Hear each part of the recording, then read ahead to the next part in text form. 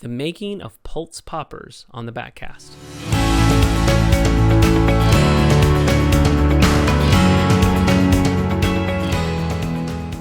I got a chance to meet with Neal Pultz, who's the owner of Pultz Poppers, when I was at the fly fishing show in Pleasanton this year.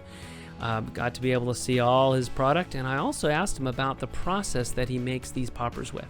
What this is what they call, balsa wood comes in 3 grades, soft, medium, and hard. This is medium balsa wood. And what we do is we get it in 36-inch lengths. And then what we do is we take it, we round it through our machine. Once we do that, we cut it in half. Then we take it and we put it in a vacuum tank, and we suck all the air out with the material that we take. And we literally, and I'm going to show you this, that we literally soak the balsa wood in, and it absorbs the material to harden the balsa wood. You can literally take my hand and crush this as hard as you can, and I tell people like this: if you can smash this with your thumb and index finger, I'll give you a dozen bugs. You cannot crush it.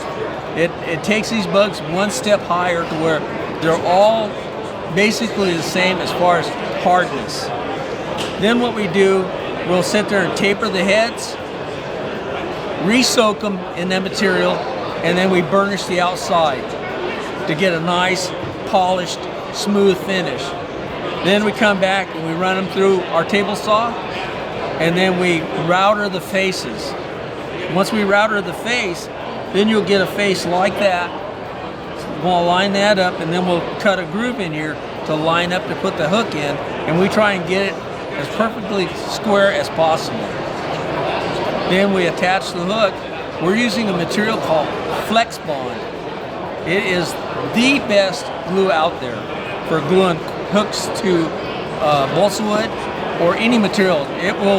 Flex Bond is a material they use to glue carbon feathers on carbon arrows. You go to twist the popper out, you're going to literally twist the whole thing apart.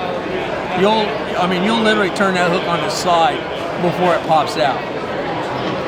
Once we do that, then they go into the paint process, and we put 3 coats of primer on them. Once they set up with a primer, and I'll tell this to the guys that are making their own bugs, if you don't coat these bugs with some kind of finish, and then you go put them in a water-based primer, it'll bubble up, it'll make a mess, and then you're going, what happened?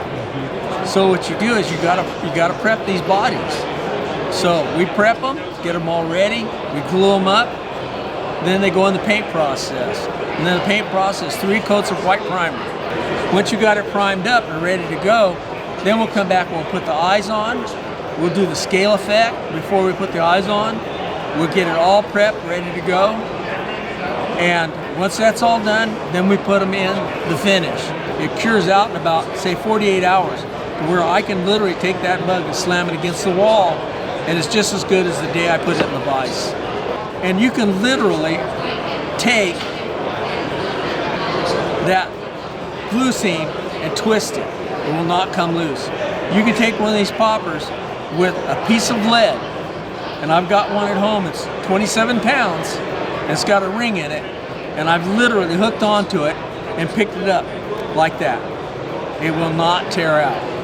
And that's what you end up getting when you go from that process to that process. That's the bug you'll end up with. I love to kind of dive into the different manufacturing processes, the materials people use, and that kind of thing, so that we get an understanding of the gear that we're using out there when we're fishing. It makes me have a lot more confidence in what I'm using. And I would appreciate Neal Pultz, who's the owner of Pultz Poppers, going through all that for us. I got to meet with him at the fly fishing show in Pleasanton this year. If you want to get in touch with Neal, I would strongly suggest that these are really effective topwater baits for bass and other warm water species, and sometimes even for trout in different scenarios. So let us know, and we'll put you in contact with them. Just shoot us a call, text, or email, and we'll put you in touch. And we'll see you right here next time on the Backcast.